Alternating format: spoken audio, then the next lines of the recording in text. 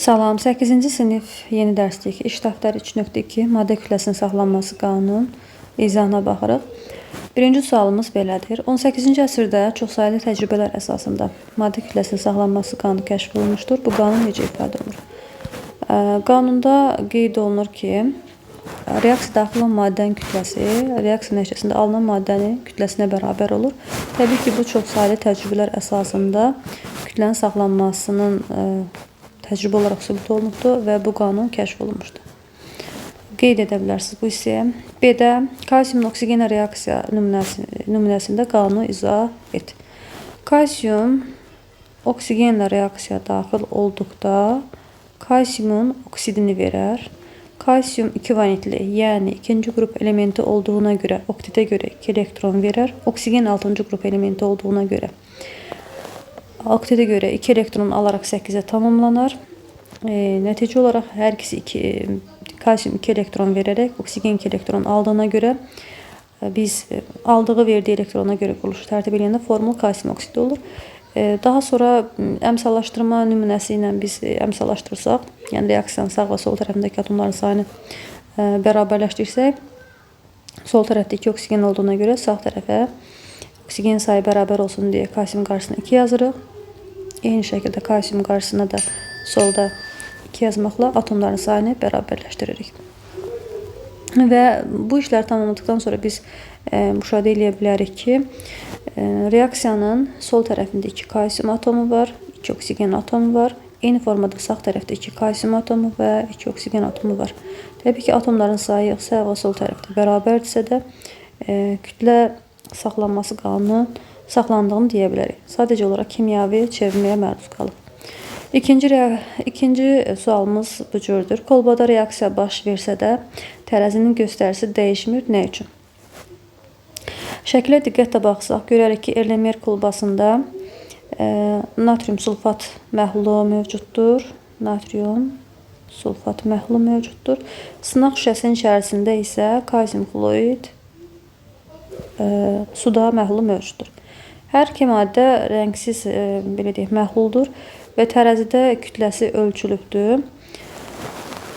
Göstər dəyişmirdir. Kütləsinin ölçüblər deyək ki, müəyyən miqdarı var, 10 qram qədər miqdarı var. Daha sonra Erlenmeyer kolbası çevrilibdir. Nəticədə içərisindəki kalsium xlorid natrium sulfat maddəsindən qarşılıqlı təsirdə olub. Təbii ki, burada reaksiya baş verir. Reaksiya nəticəsində məhsulda deyə bilərik ki, natrium və xlor birləşir və kalsium və SO4 ionları birləşir.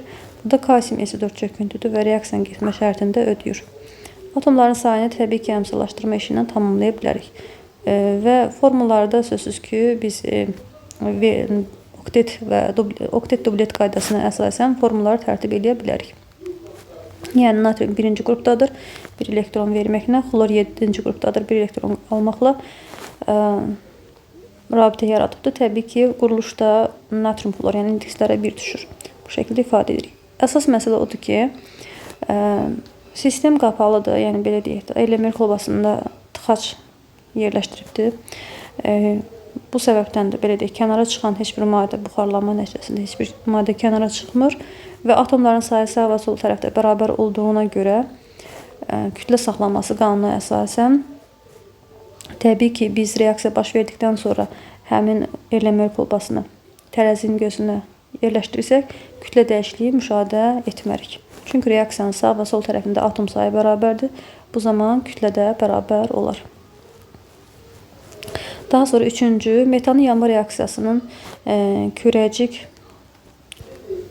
deməli, metan yanma reaksiyasının kürəciklərlə ifadə olunmuş sxemi verilmişdir. Bu sxem maddə kütləsinin saxlanması qanunu əks etdirirmi? Cavabınızı əsaslandırın. Metan, yəni 1 karbon, 4 hidrogen, CH4 molekulu. Reaksiyada 2 oksigen molekulunun olduğunu görürük. 2O2. Alınıbdır karbon qazı. Burada bir karbon qazı molekulu göstərilib, yəni 1 karbon, 2 oksigen. Və digər məhsulumuz sudur. Suda oksigen qırmızı, hidrogenlər isə boz rənglə göstərilibdir, H2O. Və bunlardan 1 molekul alındığını göstəribdir. Ödəyirmi? Ödəməsi üçün sağ və sol tərəfdəki atomları bərabər olmalıdır. Bərabər deyil. Məsələn, karbon sayı bərabərdir deyə bilərəm.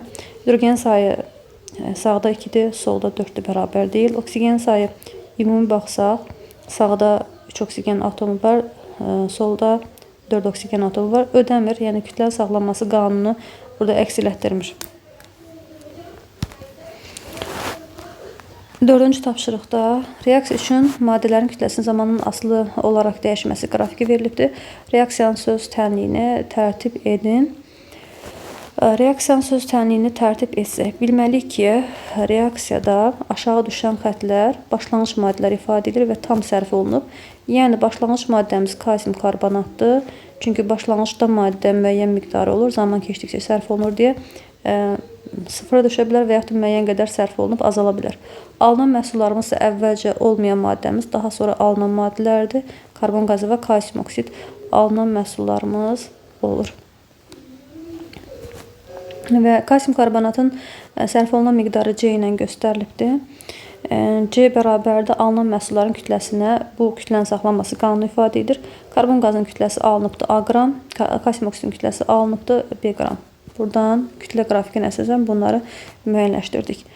Burada B-də isə bizdən soruşur ki, A, B və C üçün doğru olan münasibəti müəyyənləşdirin. Təbii ki, C bərabərdir. A plus B doğru olar, digərləri isə yanlış olar.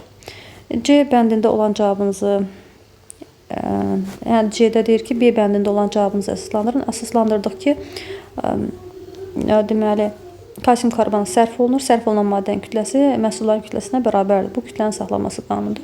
Sözlə ifadə edə bilərsiniz.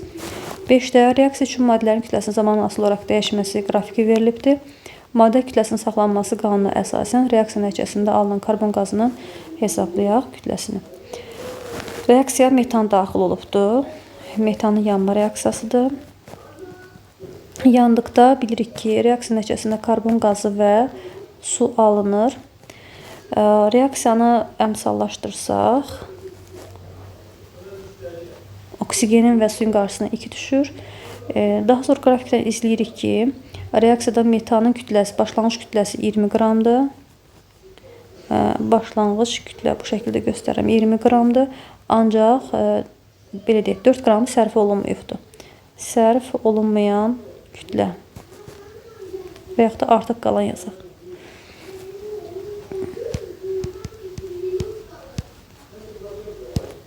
Yəni, burada reaksiyada sərf olunan kütlə yaza bilərik. Bir də artıq qalan.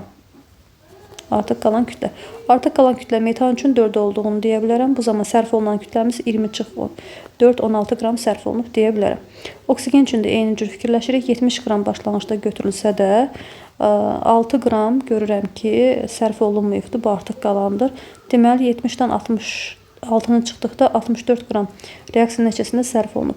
Təbii ki, reaksiya nəticəsində başlanğıc maddələrdən nə qədər sərf olunubsa, məhsulların kütləsi ona uyğun alınır. Alınan maddələrdən suyun kütləsi göstərilibdir, 0 olub. Təbii ki, başlanğıcda məhsullar olmur, buna görə 0-dır. Alınan suyun kütləsi isə 36 qram olur. Buradan biz kütlənin saxlanmasına əsasən karbon qazını müəyyənləşdirə bilərik. 36-nı bu hissəyə yazaq. Kütlənin saxlanmasına əsasən reaksiyanın sərf olunan kütləsi, başlanğıcda sərf olunan kütləsi məhsulun kütləsinə bərabərdir. Buradan x-i hesablamaqla müəyyənləşdirə bilərik. 16 üstə gəl 64 80 edir. 80-dən 36 çıxdıqda isə deməli 44-ə bərabər olur. Deməli, karbon qazının kütləsi 44 qram oldu.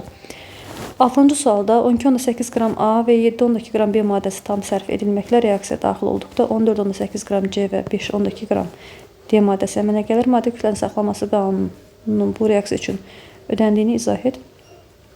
Reaksiya daxil olan maddələrimiz A və B maddələridir.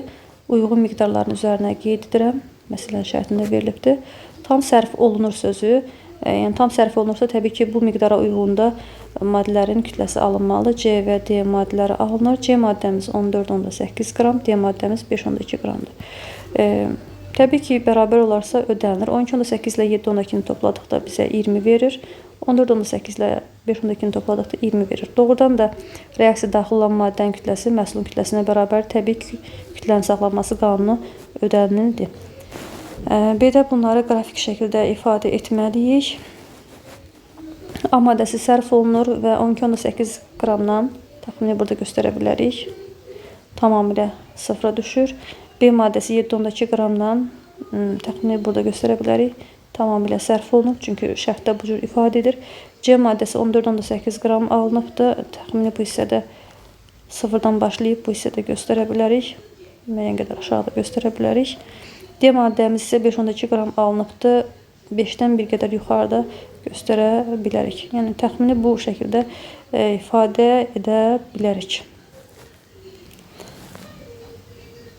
A, B. Bu qədər.